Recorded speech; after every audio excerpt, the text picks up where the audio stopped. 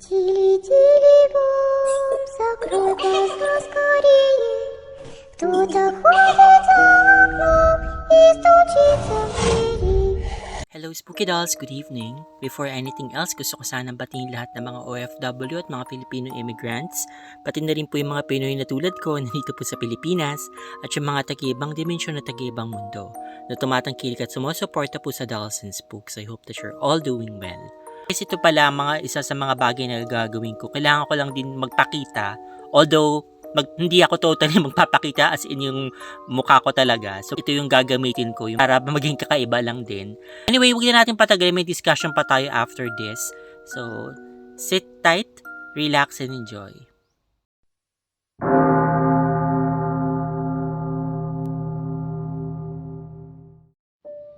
Ang kwentong ito ay naganap sa bahay ng lola ko sa Marinduque. Ikakasal kasi yung tita ko noong May 2015. Sa bahay ng lola ko yung venue. Maganda kasi doon, malawak yung lugar. Umuwi kami ng probinsya, mga siguro bago mag-start yung buwan. Since ilang years din akong hindi nakakauwi doon, very excited ako. Kasama ko yung kapatid ko na umuwi lang galing abroad noong time na yon. Dahil liblib niyong nayon kung saan nakatira si lola, medyo natagalan kami sa biyahe. After namin bumaba ng bus, kailangan na sumakay pa kami ng tricycle. Almost 11 PM na noong mga time na yon. Tahimik lang kami ng brother ko na nakasakay dun sa tricycle. Nadadaanan namin yung madidilim na bukirin at yung mga puno. Creepy talaga yung itsura kasi sobrang dilim talaga. Nung nakangalahati na yata yung driver sa pagdadrive, di ko kaagad napansin na may ilaw sa harapan namin. Ilang metro din yung layo nito kaya inakala namin tricycle lang din na papasalubong sa amin. Sa pagdagal ng oras, hindi umaalis yung ilaw at nasa gitna pa mismo ito. Kulay pula yun at mabilis. Nakakapagtaka lang dahil mawawala siya tapos biglang lilitaw. Hanggang sa biglang lumiwanag yung paligid. Nawala yung pulang ilaw pero nakita namin yung ilaw na yon sa nakaparadang tricycle sa gilid. Yes, sa gilid. Hindi sa gitna. Nagkatinginan na lang kami ng kapatid ko dahil gumapang na yung mga takot namin. Pero ayun na nga, hindi na lang namin pinag-usapan yung pulang ilaw na sumalubong sa amin. Sa wakas, nakarating na kami at bumaba na sa harap mismo ng bahay ni lola ko. Malaki yung bahay ni lola, pero hindi ganun kaganda yun. Hindi na kasi ito napinturahan pa at halatang luma na. Pero kabog yung surrounding, so carry na. So ayun na nga, sumalubong sa amin yung mga aso nagtatahulan. Marami kasing aso doon, mga alaga ni lola. Sabay na sumalubong sa amin yung kakaibang lamig ng hangin. Pumasok kami sa loob ng bahay ni lola. As usual, maraming tao dahil nandun yung mga tito at tita ko. Since di pa nga kami kumakain, pumasok kami sa dining area para makakain muna bago magpahinga. Since maraming umuwi na mga ibang kamag-anakan, doon kami sa sala matutulog ng aking kapatid. Sa mga sumunod na araw, may mga nangyayaring nakakaiba pero hindi na ito bago para sa amin. 3 palapag yung bahay ni lola. Rooftop yung ikatlo. Tapos may 2 kwarto sa second floor kung saan namin nilagay yung aming mga kagamitan. Kahit simentado na yung hagdan, dati kasi kahoy yun, dinig na dinig mo pa rin yung yapak ng tao. Kaso, kahit wala namang tao, may marinig kang footsteps kung minsan. Madalas pagbaba mo, may makikita kang figura ng tao na nakaupo sa gitna mismo ng hagdanan na bigla na lang mawawala. Hindi mo tuloy malaman kung tutuloy ka bang bababa o hindi na. Minsan din, mararamdaman mo na may taong natutulog sa kama katabi mo. Pero paglingon mo naman, wala ka namang katabi. O kaya naman marinig mo na lang na may tumatawag sa'yo, pero wala namang tumatawag talaga sa'yo. So ayun na nga, isang umaga, kagigising lang namin ng aking kapatid. Nag-away pa nga kami noon kung paano niligpitin yung hinigaan namin kasi ang arte-arte nung kapatid ko. Pag-akyat ng kapatid ko dun sa second floor, dun sa kwarto na pinaglalagay namin ng aming mga gamit, hindi ko inaasahan na may mangyayari sa kanya. May nakita daw siyang ulo sa may bintana doon. May 2 bintana yung kwarto. Sumitsit ito sa kanya. Nang makita niya yun, bigla na lang daw yung tao at unti-unting nawala. Hanggang mata na lang daw yung nakikita niya, kaya kinilabutan daw siya talaga. Umakyat ulit kami at nung tinignan ko nga yung bintana, parang imposible namang may tao doon dahil second floor na nga at wala naman siyang matutungtungan. Napamura ko nang ma-realize ko na ulo nga lang talaga siguro yun. Nanindig talaga yung mga balahibo ko. Umaga na kasi nung time na yun pero may nagpaparamdam pa rin. Simula noon, sinubukan ko nang iwasan na maiwan na mag-isa. Pero nung mga bandang hapon, natulog kami ng kapatid ko doon sa kwarto. Di kasi pwede dun sa baba dahil maraming mga tao, kaya no choice kami. Yakap-yakap ko na lang yung kapatid ko, pero pagkagising ko, wala na siya. Nalimpungatan pa nga ako noon kasi wala na nga siya sa katabi ko. Patulog na sana ako ulit na may narinig akong sumitsit. Biglang nagising tuloy yung diwa ko. Akala ko kung ano namang elemento ang nagpapapansin sa akin. Madalas kasing mangyari sa akin iyon. Napadilat ako at nag-inat-inat nang maramdaman kong may nakatitig sa akin. Nanigas ako sa kinauupuan ko nang makita ko yun. Yun ulit, yung ulo. Maputi siya base sa nakita kong kulay niya. Hindi lang basta ordinaryong puti, yung maputing maputi talaga. Yung buhok naman niya, itim na itim. Nakipagtitigan pa nga ako sa bagay na yun bago siya biglang tapos unti-unting nawala. Mura ako ng mura pagbaba ko doon. Muntik pa nga akong maiyak dahil sa sobrang kilabot ko. Pagkatapos nun, back to normal na ulit kami hanggang sa dumating na nga yung bride na ikakasal. Dahil malapit na nga yung mismong kasal, edi nagdatingan na nga yung mga ibang kamag-anak pa namin at mga bisita. Dahil marami na silang dumating, may ilan na sa sala natulog. Kasama namin ang kapatid ko. Ang ilan naman ay sa kabilang kwarto malapit sa dining area. Yung bride, sa kwarto natutulog. Kasi yung kwarto kung saan kami nakaranas ng grabing kababalaghan, walang gustong magstay doon. Super siksikan na sa sala at wala nang ibang mapupwestuhan. So no choice kami nung time na yun ng aking kapatid.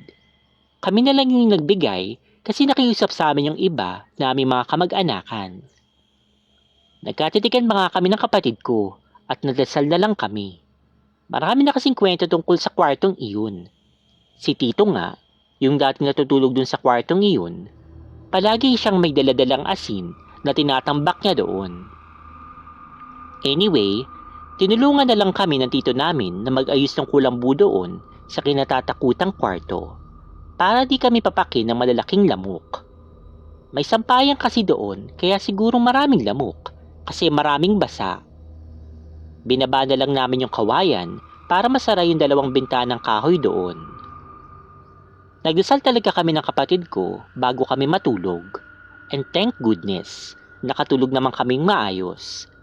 Akala nga namin, masusurvive namin yung gabing iyon na walang mangyayaring lagim.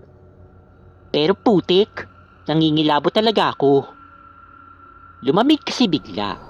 Iba yung lamig parang may dumaang yelo. Ang kama namin ay nakapwesto sa mismong gilid ng pinto, kaya nasa paanan lang namin yung pintuan. Hindi na sa tapat magkaiba iyon. Nalimpungatan ako noon kasi kinakalapit ako ng aking kapatid. Pero di ko siya pinansin kasi biglang lalong lumamig yung paligid. Pinagpawisan na ako ng malamig noon. Nanginginig ako nang hindi ko malaman. Basta ganun yung pakiramdam ko noon. May naramdaman at narinig pa kaming pumasok dun sa kwarto. Ang bikit-bikit sa pakiramdam. Sobrang nakakapanindig balahibo. Nakaidlip ako ulit pero nagising ako na may marinig akong kumakalampag dun sa bintana namin. Nung una, akala mo parang binabato lang ng maliliit na bato yung bintana namin. Kahoy lang kasi yun, kaya rinig na rinig. Nabigla akong hinatak ng kapatid ko papalapit sa kanya. Tae! Mas lalo lumakas yung kalampag ng bintana. Parang palaki ng palaki yung batong binabato. Tahimik lang kami. Akala namin, doon na magtatapos yun. Pero mas lalo pang dumoble yung lakas ng gumalaw ako. Nagpanggap kaming tulog. Pero shit talaga. Kulang na lang sirain na yung bintana namin sa kakalampag. Hindi na basta kalampag yung ginagawa. Parang wawasakin na talaga para lang mabuksan. May alambre nga pala yun, parang panglock. Nanginig na ako noon dahil sa sobrang takot. Kasi ang lakas-lakas na. Namumutla na marahil ako noon. Nang may nakita ako na parang figurang matandang lalaki. Nakatayo at nakatalikod. Halos umiyak na kami sa takot ng aking kapatid. Sinubukan ko ulit na matulog para naman makalimutan na lang yun. Halos ilang oras din yung nagtagal yung kakalampag dun sa aming bintana. Hanggang sa hindi ko na lang namanayan na nakaidlip na pala ako ulit. Nawala na rin yung kalampag at nabawasan na rin yung lamig ng kwarto. Nakahinga na kami ng maluwag kasi akala namin makakatulog na rin kami sa wakas ng mahimbing. Pero taing yan, hindi pa pala tapos yung gabing iyon? May narinig din na naman kaming kakaibang ingay dun sa labas. Yung ingay na di mo alam kung anong klaseng hayop. Tunog siya ng ibon, pero hindi ba sa ordinaryong ibon? Kasi marami naman kaming narinig na ibon doon tuwing umaga. Kaya pamilyar na sa amin yung mga partikular na huni ng ibon. Sobrang kakaiba kasi talaga to. Talagang bago sa aming pandinig. Yung feeling mo na parang hindi talaga taga rito yung ibon. Pinakinggan na lang namin ng maigo yung tunog. Sobrang lapit ang tunog niya. Tapos biglang lalayo. Marinig rin namin na parang umiikot-ikot pa yung tunog niya. Paikot-ikot doon sa bahay. Tai lang, nakakakilabot talaga yung tunog niya. Ilang oras namin pinakiramdaman iyon. Hindi naman siya makapasok dun sa loob ng kwarto, pero parang naghahanap siya ng malulusutan. Lumipas yung oras na narinig lang namin yung huni niya. Paikot-ikot lang dun sa buong bahay. Hanggang sa mawala na ng tuluyan yung ibon. Tumilaok na yung manok. Halos di kami talaga nakatulog na gabing iyon kasi akala namin may mangyayari sa aming hindi maganda. Yung bang goodbye world na talaga. Ilang oras lang yata yung tinulog namin noon. Pinuntahan kami ng tita namin para bumangon na nung maliwanag na yung araw. Narinig din pala ng mga ibang tao dun sa bahay yung mga ingay. Gustong-gusto daw nila kaming akyatin sa taas. Kaso, natatakot din sila. Yung mga hinayupak na yun, so kung pinagpapatay na lang pala kami, wala talagang tutulong sa amin. Dinig na dinig daw dun sa baba yung kalampag ng bintana ng aming kwarto. Sinabi ni Lola na aswang daw yung narinig naming kagabi. Oo, aswang yung ibon. Leche talaga. Kaya yun, natapos yung buong week na ganun lang yung nangyari. Hanggang sa naikasal na nga yung tita ko. So yun talaga yung pinaka-memorable na nangyari sa amin ng kapatid ko. Yung nakakapangilabot na bakasyon na yun. Most memorable night of my life. Di talaga ako makapaniwala na naka-experience ako ng mga ganun.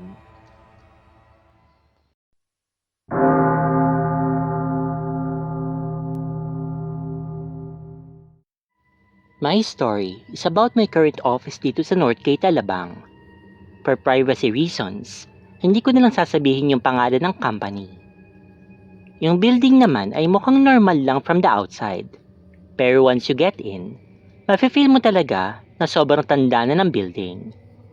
If you're used to working in modern buildings like sa Ortigas o kaya sa BGC, putya, bulok talaga tong building na to.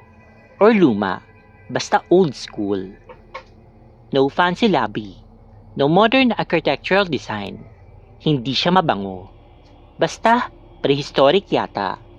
So ayun na nga, I worked in one of the call centers there. Nung training namin, there's this one time na ako at yung wavemates ko ay nag-uusap tungkol sa mga requirements. First time kong maranasan ito, and I swear, hindi ako naka-drugs or naloloka. Ito yung pag-uusap namin. Girlie, nakakuha ka na ba ng police clearance mo? Tanong sa akin ng ka-wavemate ko na si Denise. Hindi pa nga eh. Sabi ni Jello mahirap daw kumuha dyan sa munisipyo eh. Sagot ko sa kanya. Ka-wavemate din namin si Jello. Hindi sobrang bilis lang kaya nung sa akin. Sagot naman ni Denise. Nakapila kami that time, waiting for our trainer to call us para pumasok dun sa training room. Itong si Denise, nakapila sa likod ko, and because alam ko yung boses niya, at siya lang naman yung may boses na ganun, hindi ako tumingin sa kanya kasi I'm also reading our training materials. Talaga be? Sige, tatry ko nga bukas. Wait, saan ka ba kumuha? Doon din ba sa kinuhaan ni Jello? Sabi ko. Pero hindi na siya sumagot. So I looked at her and asked her again. Hoy be, saan ka ba kumuha ng police clearance? Doon din ba? Kasi iba yung chika nila sa akin. Sobrang tagal daw. Tanong ko ulit. Ha? Anong sinasabi mo? Di pa rin ako kumukuha. Di ko nga alam kung saan ako kukuha eh. Tanong niya sa akin na parang nagulat. What? Sabi mo mabilis lang na kinuha mo yung sayo, like 10 seconds ago? Hala siya oh. Natatawa pa na sabi ko. Baliw ka ba? Nananahimik ako dito eh. Ikaw nga yung tinatanong ko. Sagot naman sa akin ni Denise. Tumigil na lang ako. Nagmumukha na kasi akong tanga. Binuksan na din kasi yung door yun sa training room, so pumasok na kami. I asked Denise again like 2 days after if she really didn't say anything. Sabi niya, wala daw kasi siya talagang sinasabing ganun. The story naman happened with my trainer. When I met my trainer, I knew right away that we will become friends. Let's call her Rika. She's kikay, maputi, mahilig mag-makeup, mahilig sa lahat ng kaartihan, may pagkabakla, just like me. So to cut the story short, naging close kami.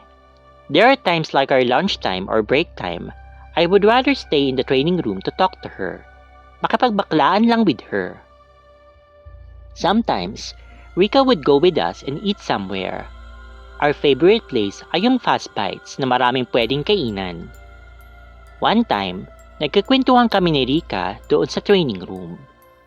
She said, Alam mo ba? Ang tagal ko na din di pumapasok sa training room na ito eh. Like mga 2 to 3 months yata. Seryoso? Bakit? Curious na tanong ko. Kasi kapag walang training, dun lang kami sa floor gumagawa ng reports. Nagko-coaching. Nagko-support minsan sa office namin mga trainers. Sagot naman niya. Ah, okay. Sabi ko, at akala ko naman, yun na yun. Wait lang, hindi pa kasi tapos. So, ito kasing training room na to, ito yung hideout namin dati ng isa pang trainer. Dito kami lagi nag-i-stay kapag burned out na kami sa workload. Nakikinig kami dito lagi ng music kasi malakas yung mga speakers dito. Dagdag pa ni Rika. Oh, tapos? Tanong ko, and I already had a feeling that this is something scary. So, eto na nga be. Alam mo ba yung kantang Buwan? Yung kay Juan Carlos? Oo naman. Sagot ko. Nung sobrang sikat yung kantang yun, para kaming baliw kasi nakaripit talaga yun sa playlist ko. Tapos itong si Jay, Siya yung isa pang trainer. nililipsin niya pa yung with actions pa. So eto na nga, nagpapatugtog kami nun. So, nagulat na lang ako. May sumasabay na dun sa kanta. Lumalakas pa pag nandun na sa chorus na. Pero sobrang lalim ng boses na parang pakos. Kikilabutan ka talaga. Nag-laptop ako nun. Di napatingin ako kay Jay kasi akala ko siya lang yun. Pagtingin ko, nakatingin din pa siya sa akin. Narinig din niya yung naririnig ko. Kaming dalawa lang yung nasa training room nun Kwento pa ni Rika. Parang bang naiiyak na siya sa takot nito. Gosh, what did you do? Tanong ko naman. Ano pa nga ba? Di tumakbo. Kaming dalawa, iniwan na lang namin yung mga laptops namin dito. Pinakuha na lang namin dun sa facility. Kasi hindi pa na namin kayang pumasok pa dito. After nun, never na namin pinag-usapan yun. Pinabless pa nga ako ni Mama sa simbahan namin eh. At saka, never ko na pinakinggan yung song na Buwan. After she told me that, I realized yung encounter ko. Hindi ko na lang kinuwento sa kanya, baka kasi ano pang isipin niya. Itong susunod na story naman, about pa rin kay Rika. Hindi niya to kinuwento sa akin, but to the entire class, nakasama ako. This happened naman, bago pa yung Buwan incident. Same location, same training room. She said, her boyfriend back then used to pick her up from work. So si Jowa, while he's driving, tried calling her to see if ready na siyang umuwi. It was a Saturday morning, and she just finished for doing all her work, and she's already wrapping up for the weekend. She answered and put her phone on speaker so she can finish whatever she's doing on her laptop. Hello dear, ready ka na ah? Malapit na ako. Sabi ng boyfriend ni Rika. Ay, wait lang dear. Tatapusin ko lang to. Dumaan ka na muna kaya sa gas station. Baka need mo pa kasi magpagas. Basta mabilis lang to. Diyan ka lang muna ha. Huwag mo munang ibababa. Sabi ni Rika na medyo natataranta na ng slide kasi di pa siya tapos sa mga ginagawa niya. Ano? Traffic ka? May kasama ka ba dyan? Tanong ng boyfriend niya. Dear, ano ba? Alam mo ayoko ng ganyan. Please naman huwag ka naman manakot. Matatapos na nga ako. Baka yung signal mo lang yan. Sabi ni Rika na kinutuban na kaagad. May kasama ka ba? Sabihin mo huwag kang nag-interrupt. Hindi kita naiintindihan. Sabi ng boyfriend niya. Shit naman oh. Please huwag mo naman nga akong pagtripan. Hindi ka talaga nakakatuwa. Nagtataasan na yung balahibo na sabi ni Rika na para bang maihihina daw siya sa takot. Dear, hindi ako nag-joke. Parang every word mo, may kumukuha ng phone mo tapos sisigaw. I-record ko to. Pakinggan mo na lang mamaya. Sabi ng boyfriend niya. This time, nawindang na talaga si Rika. She took the phone off speaker and talked to her boyfriend directly dun sa mouthpiece. O ayan, malinaw na ba? Tinanggal na kita sa... Sabi ni Rika, pero kinut off siya ng boyfriend niya. Tangina ka! Kung sino ka mang nilalang ka, layuan mo yung girlfriend ko. Huwag mo siya sasaktan, demonyo ka! Lumayas ka! Sigaw ng boyfriend ni Rika. Dahil doon, wala na si Rika na pakialam pa sa report na ginagawa niya. Hinaplot na lang niya yung bag niya, pati yung laptop niya. Tumakbo siya ng pagkabilis-bilis papuntang elevator. Na niya that there's really something that her boyfriend is hearing. When her boyfriend arrived, she was already at the entrance of the building, umahagulgol. Days after that incident, when she regained courage to listen to the recording, it was worse than what she expected. O ayan. Malinaw na ba? Tinanggal na kita sa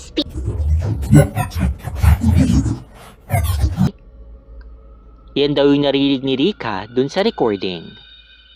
I remember, every time matutulog ako dun sa sleeping quarters namin doon, lahat ng panaginip ko, sobrang weird and nakakatakot.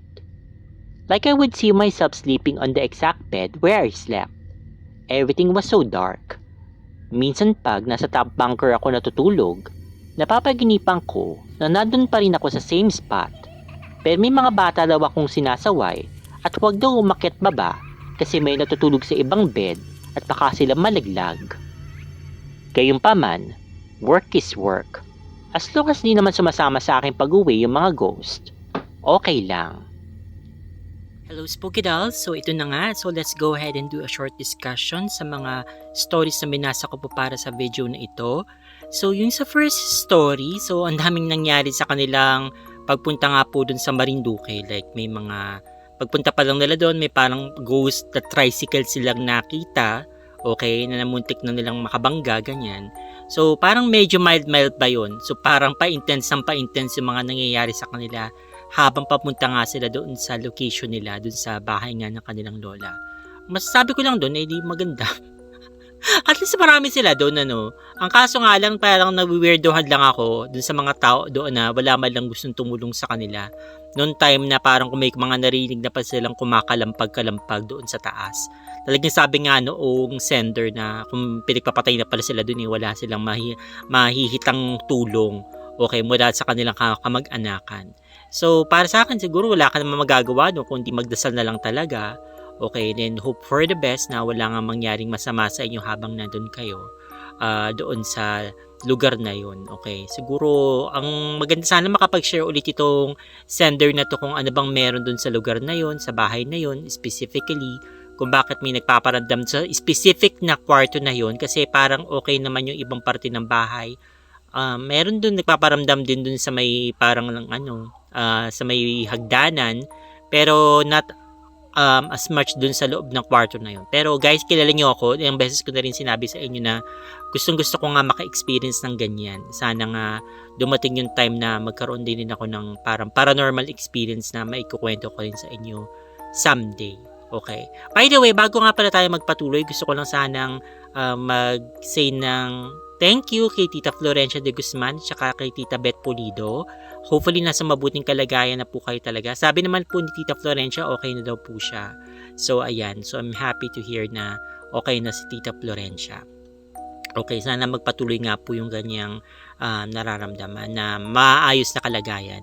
Okay, anyway, doon naman po tayo sa second story. So, medyo nakaka-relate talaga ako dito. Not relate kasi wala akong ganitong klaseng experience tulad dun sa nagpadala ng kwento tungkol sa Northgate. Kasi doon ako nagtatrabaho, guys. So, sabi ko nga sa inyo, bumalik na ako sa pagtatrabaho sa office, hindi na ako work at home. So, yun nga, pumapasok ako sa Northgate. Actually, may pasok pa ako mamaya. 6 o'clock ang pagpe-ready ko. Sa 9 o'clock yung start ng shift. Pero, ayun, okay. Kaya naisingit-singit ko tong paggawa nga ng video. Okay, pero anyway, dun sa pinagkatrabaho kong office, meron din daw dun kakaiba, may kababalagan din nangyayari, to be quite honest. Ang nangyayari nga daw, may parang nagpakita doon na taong itim, nakwento ko na rin yata ito before, tapos may mga gumagalaw na mga chairs na mag-isa, pero personally ako, wala akong nararamdaman, at saka, ang ginagawa ko kasi guys, nagbibigay ako ng parang mga alay-alay. Nagbibigay ako ng candy, ganyan. Nagbibigay ako ng chocolate. Nalagay ko na sa mga lugar kung saan nagpaparamdam daw itong mga elemento, ganyan. So, not to the point na natatakot ako sa kanila. Parang inaamo-amo ko sila. Gusto ko sana silang magpakita nga sa akin. Pero, ewan ko, parang opposite effect yata yung nangyari. Kasi mula daw nung ginawa ko na yun, hindi na nagparamdam. So, wala na nagpaparamdam. Hindi na sila wala na nakakakita sa kanila. Or ganyan, ewan ko parang nakatulong pa yata yung ginawa ko na para naging at peace na sila siguro na ay ang bait naman dito, binibigyan tayo ng candy, parang ganyan. Anyway, so ayun guys, so tungkol naman sa kanyang experiences, masasabi ko lang, hindi naman talaga may iwasan, lalo na kung luma na yung building kasi malay mo dun sa building na yun, kasi lalo na daw yung sa Alabang, ewan ko kung totoo naman to, parang lahat na lang yata ng lugar, parang dating tapunan ng patay, dating sementeryo, parang masyado naman yatang lahat na lang ng lugar na mapupuntahan mo sa bandang Muntinlupa either may kakaibang nangyayari doon, may kinamatay, may sementeryo o kung ano man. So, ewan ko, hindi natin masasabi. Pang masasabi ko lang yun nga, ka na lang, kung patatakutin kang tao, mahina yung pananalig mo sa Diyos, talagang siguro ikaw yung mga tipong sasanibang ka talaga. Tsaka may mangyaring masama nga talaga sa'yo. So, hopefully ako naman, wala naman ako na-experience na ganun. Kahit gusto ko makakita, hindi naman ako nakakakita. At kung makakita man ako, hopefully lang guys, fingers crossed, wala pong mangyaring masama sa akin. At sana I would live to tell the tale, okay, sa inyong lahat. Okay, dito po sa kwentong aswang at kababalikan. Nakukonfuse pa rin ako sa Dulcin's books to. Okay. Ayun guys, so pahapiyaw ko lang babanggitin nyo regarding nga po dun sa Dulcin's books. Kaya mag-alala, gaya nga po nung sinabi ko po dun sa video ko nung nakaraan na pinapaliwanag ko kung bakit tayo gumawa ng bagong channel, itong kwentong aswang at kababalaghan.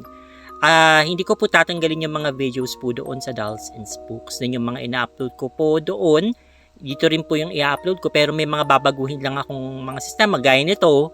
Okay, nagpapakita na ako ulit. In a way, okay, although hindi ako nagpapakita na ako mismo. So, gagamitin ko to.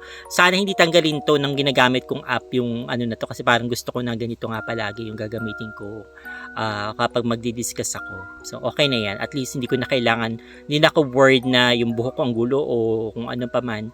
So, ayan. At least nakikita nyo lang ako na parang spooky. Pero pretty pa rin, di ba? Ang cute. Anyway, guys, at saka mag-upload na rin po pala ako ng mag-upload pa rin ako ng mga short videos.